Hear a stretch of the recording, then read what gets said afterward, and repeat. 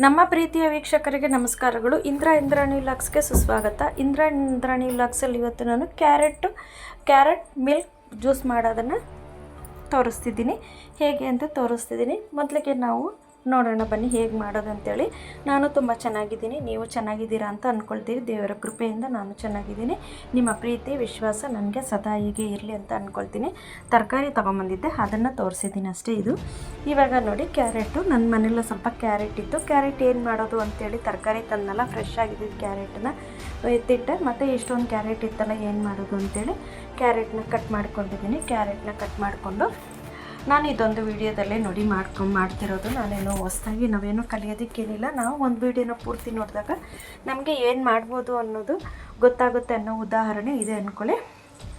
ನೋಡಿ, ಇದಕ್ಕೆ ಕ್ಯಾರೆಟ್ ಇಷ್ಟು ಕ್ಯಾರೆಟ್ ಹಾಕ್ಕೊಂಡಿದ್ದೆ ಅಲ್ವಾ, 4-5 ಕ್ಯಾರೆಟ್, ಒಂದು 1/4 kg ಅಷ್ಟು ಕ್ಯಾರೆಟ್ ಅಂದ್ಕೊಳ್ಳಿ. ಇದಕ್ಕೆ 1 ಹಿಡಿ ಅಷ್ಟು ಬಾದಾಮಿನ ಹಾಕಿದ್ದೆ. ಬಾದಾಮಿ ಹಾಕಿ ಅದಕ್ಕೆ ಮುಳುಗೋಷ್ಟು ನೀರನ್ನು ಹಾಕಿ ನಾನು ಎರಡು ವಿಷಿಲ್ ಬರ್ಸ್ಕೊಂಡಿದ್ದೆ. 2 ವಿಷಿಲ್ ಬರ್ಸ್ಕೊಳಕ್ಕೆ ಬಿಡೋಣ. 2 ವಿಷಿಲ್ ಬರ್ಸ್ಕೊಂಡ್ಮೇಲೆ ಕುಕ್ಕರ್ ತಣ್ಣಗಾದ್ಮೇಲೆ ನಾವು ಓಪನ್ ಮಾಡೋಣ. ಕುಕ್ಕರ್ ಓಪನ್ ಮಾಡಿ ನೋಡೋಣ. ಈಗ ಕ್ಯಾರೆಟು ಬಾದಾಮಿ ಬೆಂದಿರೋದು ನೋಡಿ, ಇವಾಗ ಬೆಂದಿದೆ. ನಾನೊಂದು 4 ಗೋಡಂಬಿ ಕೂಡ ಹಾಕಿದ್ದೆ ಇದರಲ್ಲಿ. ಇವಾಗ ನೋಡಿ ತಣ್ಣಗಾಗಿದೆ. ತಣ್ಣಗಾದ್ಮೇಲೆ ನಾನು ಇವಾಗ ಫಿಲ್ಟರ್ ಮಾಡಿಕೊಂಡು ನೋಡಿ ಗೋಡಂಬಿ ಕಾಣ್ತಿದೆ. ಒಂದು 4-5 ಗೋಡಂಬಿ ಹಾಕಿದೆ ಅಷ್ಟೇ, ಟೇಸ್ಟಿಗಿರಲಿ ಅಂಥೇಳಿ. ಇವಾಗ ಹಾಕ್ಕೊಂಡು ನಾವು ತಣ್ಣಗಾಗಕ್ಕೆ ಬಿಡೋಣ.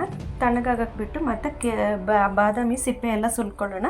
ಸಿಪ್ಪೆ ಎಲ್ಲ ನಮಗೆ ಸುಮ್ಮನೆ ಹಂಗಂದರೆ ಕೈಯಲ್ಲಿ ಪ್ರೆಸ್ ಮಾಡಿದ್ರೇ ಬಂದುಬಿಡುತ್ತೆ. ಬಾದಾಮಿ ಬೆಂದಿರುತ್ತಲ್ವ, ಬಿಸಿನಲ್ಲಿ ಪ್ರೆಸ್ ಮಾಡಿದ್ರೆ ಬಂದುಬಿಡುತ್ತೆ ನಮಗೆ. ನೋಡಿ, ಕ್ಯಾರೆಟ್ ಕಣ್ಣಿಗೆ ತುಂಬ ಆರೋಗ್ಯವಾಗಿರುತ್ತೆ. ಕಣ್ಣಿಗೆ ಎಲ್ಲ ತುಂಬ ಚೆನ್ನಾಗಿರುತ್ತೆ ಮತ್ತು ಆರೋಗ್ಯಕ್ಕೆ ತುಂಬ ಒಳ್ಳೆಯದು. ಮತ್ತು ಇವಾಗ ನೋಡಿ ಬಾದಾಮಿ ಮತ್ತು ಗೋಡಂಬಿ ಮೂಳೆಗಳಿಗೆ ಶಕ್ತಿ ಇರುತ್ತೆ, ಕ್ಯಾಲ್ಶಿಯಂ ಬರುತ್ತೆ ಮತ್ತು ಆರೋಗ್ಯಕ್ಕೆ ತುಂಬ ಹೆಲ್ಪ್ ಆಗಿರುತ್ತೆ. ಇದನ್ನೊಂದು ಹೆಲ್ತ್ ಡ್ರಿಂಕ್ಸ್ ಅಂತಲೇ ಅನ್ಕೋಬೋದು ನಾವು. ಇದಕ್ಕೆ ಏಲಕ್ಕಿ ಪುಡಿನ ಕೂಡ ಹಾಕಿದ್ದೀನಿ. ಏಲಕ್ಕಿ ಪುಡಿ ಕೂಡ ನಮಗೆ ಬಾಯಿ ದುರ್ವಾಸನೆನ ಹೋಗಿಸುತ್ತೆ ಮತ್ತು ಜೀರ್ಣಶಕ್ತಿ ಆಗುತ್ತೆ. ಮತ್ತು ಹಾಲು ಹಾಕಿದ್ದೀವಿ. ಇದಕ್ಕೆ ಹಾಲು ಬಂದ್ಬಿಟ್ಟು ಮೂಳೆಗಳನ್ನ ಗಟ್ಟಿ ಮಾಡುತ್ತೆ ಮತ್ತು ಶಕ್ತಿ. ಕಾಲು ನೋವಿದ್ದವರು ಕೂಡ ನೈಟಲ್ಲಿ ಹಾಲು ಒಂದು ಚಿಟಿಕೆ ಅರಿಶಿನ ಹಾಕಿ ಹಾಲು ಕುಡಿದಾಗ ಒಳ್ಳೆ ನಿದ್ರಾಹೀನತೆ ಕೂಡ ಹೋಗುತ್ತೆ, ನಿದ್ದೆ ಕೂಡ ಬರುತ್ತೆ, ಕಾಲು ನೋವು ಕೂಡ ಕಡಿಮೆ ಆಗುತ್ತೆ ಅಂತಾರೆ, ಮೂಳೆಗಳಿಗೆ ಶಕ್ತಿ ಇರುತ್ತೆ ಅಂತಾರೆ. ಹಾಗಾಗಿ ಹಾಲು ಕುಡಿಯೋದು ತುಂಬ ಒಳ್ಳೆಯದು. ನೋಡಿ, ಕ್ಯಾರೆಟು ಇಷ್ಟಾಗಿದೆ. ತುಂಬ ವಿಡಿಯೋ ಮುಂದಕ್ಕೆ ಹೋಗ್ತಾ ಇದೆ. ಕ್ಯಾರೆಟ್ ಇವಾಗ ತಣ್ಣಗಾಗೋದಕ್ಕೆ ಬಿಟ್ಟಿದ್ದೀನಿ. ತಣ್ಣಗಾಗಲಿ. ನೋಡಿ, ನಮ್ಮ ವಿಡಿಯೋ ಯಾರಾದರೂ ಮೊದಲನೇ ಸರಿ ನೋಡ್ತಿದ್ರೆ ದಯವಿಟ್ಟು ಸಬ್ಸ್ಕ್ರೈಬ್ ಮಾಡಿ, ಬೆಲ್ ಬಟನ್ ಒತ್ತಿ. ನಾವು ಹಾಕೋ ಪ್ರತಿ ವಿಡಿಯೋನೂ ನೋಟಿಫಿಕೇಷನ್ ನಿಮಗೆ ಬಂದು ಸೇರುತ್ತೆ. ಮತ್ತು ಯಾರ್ದಾದ್ರೂ ವಿಡಿಯೋ ನೋಡಿದ್ರು ಪೂರ್ತಿ ವಿಡಿಯೋ ನೋಡಿ. ದಯವಿಟ್ಟು ಪೂರ್ತಿ ವಿಡಿಯೋ ನೋಡಿದಾಗ ನಾವು ಏನು ಹಾಕಿರ್ತೀವಿ ಅನ್ನೋದು ನಿಮಗೆ ಅರ್ಥ ಆಗುತ್ತೆ ನಮಗೆ. ಮತ್ತು ನೀವು ಕೂಡ ನೋಡಿಕೊಂಡು ವಿಡಿಯೋ ಮಾಡ್ಬೋದಾಗುತ್ತೆ. ನೋಡಿ, ಈ ಥರ ವಿಡಿಯೋ ನೀವು ಕೂಡ ಮಾಡ್ಬೋದಾಗುತ್ತೆ. ಮಾಡಿ ನೀವು ಪ್ರಯೋಜನ ಪಡ್ಕೋಬೋದಾಗುತ್ತೆ. ಮತ್ತು ನಿಮಗೆ ವಿಡಿಯೋ ಇಷ್ಟ ಆದರೆ ಒಂದು ಲೈಕ್ ಮಾಡಿ. ಲೈಕ್ ಮಾಡಿದಾಗ ನಮಗೂ ವಿಡಿಯೋ ಮಾಡಬೇಕು ಅನ್ನೋ ಉತ್ಸಾಹ ಬರುತ್ತೆ. ನೀವು ನಮ್ಗೆ ಪ್ರೋತ್ಸಾಹ ಕೊಟ್ಟರೆ ಅಲ್ವಾ ನಮಗೂ ಕಷ್ಟಪಟ್ಟು ವಿಡಿಯೋ ಮಾಡ್ತಿರ್ತೀವಿ, ಇನ್ನೂ ವಿಡಿಯೋಗಳು ಮಾಡಬೇಕು ಅನಿಸುತ್ತೆ. ನಾನು ಹಾಗೆ ಅನ್ನಕ್ಕೆ ಕೂಡ ಇಟ್ಕೊಂಡ್ಬಿಡ್ತಾಯಿದ್ದೀನಿ, ಅಡುಗೆ ಮಾಡ್ಕೊಳ್ತಾಯಿದ್ದೀನಿ ಒಂದು ಸೈಡಲ್ಲಿ. ನೋಡಿ, ಇವಾಗ ಬಾದಾಮಿ ಸಿಪ್ಪೆ ಎಲ್ಲ ನೋಡಿ ಈ ಥರ ಸುಮ್ಮನೆ ಹಿಂಗೆ ಮಾಡಿದ ತಕ್ಷಣ ಬಂದುಬಿಡುತ್ತೆ. ಬಾದಾಮಿ ಸಿಪ್ಪೆ ಎಲ್ಲ ಬಿಡಿಸ್ಕೊಳ್ತಾ ಇದ್ದೀನಿ. ಮತ್ತು ನೋಡಿ, ನಿಮ್ಮ ನೆಂಟರಿಗೆ ಫ್ರೆಂಡ್ಸ್ಗಳಿಗೆಲ್ಲ ಶೇರ್ ಮಾಡಿ. ಇದು ಬಿಸಿಲುಗಾಲಕ್ಕೆ ಬಿಸಿಗೆ ತಣ್ಣಗೆ ಚೆನ್ನಾಗಿರುತ್ತೆ. ಮಡಿಕೆ ನೀರು ಹಾಕಿ ನಾವು ಮಾಡಿದ್ರೆ ತುಂಬಾ ಚೆನ್ನಾಗಿರುತ್ತೆ. ಮಡಿಕೆ ನೀರನ್ನೇ ಹಾಕಿದ್ದೀನಿ ನಾನು. ಹಾಲನ್ನು ಕಾಯಿಸಿ ತಣ್ಣಗಾಗೋದಕ್ಕೆ ಬಿಟ್ಟಿದ್ದೀನಿ. ಒಂದು ಅರ್ಧ ಲೀಟ್ರ್ ಹಾಲನ್ನು ಕಾಯಿಸಿ ತಣ್ಣಗೆ ಮಾಡಿದ್ದೀನಿ. ಇವಾಗ ನೋಡಿ ಕ್ಯಾರೆಟ್ ಹಾಕ್ಕೊಳ್ತಿದ್ದೀನಿ. ಕ್ಯಾರೆಟ್ ಜೊತೆಗೆ ಬಾದಾಮಿ ಗೋಡಂಬಿ ಕೂಡ ಇದಕ್ಕೆ ಸೇರಿಸ್ಕೊಂಡ್ಬಿಡ್ತಾಯಿದ್ದೀನಿ. ಸೇರಿಸ್ಕೊಂಡ್ಬಿಟ್ಟು ಇದಕ್ಕೆ ಸಕ್ಕರೆ ಹಾಕ್ಕೊಳ್ತಾ ಇದ್ದೀನಿ. ಏಲಕ್ಕಿ ಪುಡಿನ ಒಂದು 1/4 ಟೀ ಸ್ಪೂನ್ ಅಷ್ಟು ಹಾಕ್ಕೊಂಡಿದ್ದೀನಿ. ಸಕ್ಕರೆನ ಏಲಕ್ಕಿ ಮಿಕ್ಸ್ ಮಾಡಿ ಪೌಡ್ರ್ ಮಾಡಿ ಇಟ್ಕೊಂಡಿರೋದು. ಇದಕ್ಕೆ ನಾನೊಂದು 4-5 ಸ್ಪೂನು ಸಕ್ಕರೆ ಹಾಕ್ಕೊಂಡಿದ್ದೀನಿ. ಸಕ್ಕರೆ ಹಾಕ್ಕೊಂಡು ಕಾಯಿಸಿ ತಣ್ಣಗಾಗಿರೋ ಹಾಲನ್ನು ನಾನು ಫ್ರಿಜ್ಜಲ್ಲಿ ಇಟ್ಟಿದ್ದೆ. ಹಾಲನ್ನು ನೀವು ಮಣ್ಣಿನ ಮಡಿಕೆ ಇದ್ದರೆ ಅದರಲ್ಲಿ ಇಟ್ಕೊಂಡ್ರೆ ತುಂಬ ಆರೋಗ್ಯಕರವಾಗಿರುತ್ತೆ.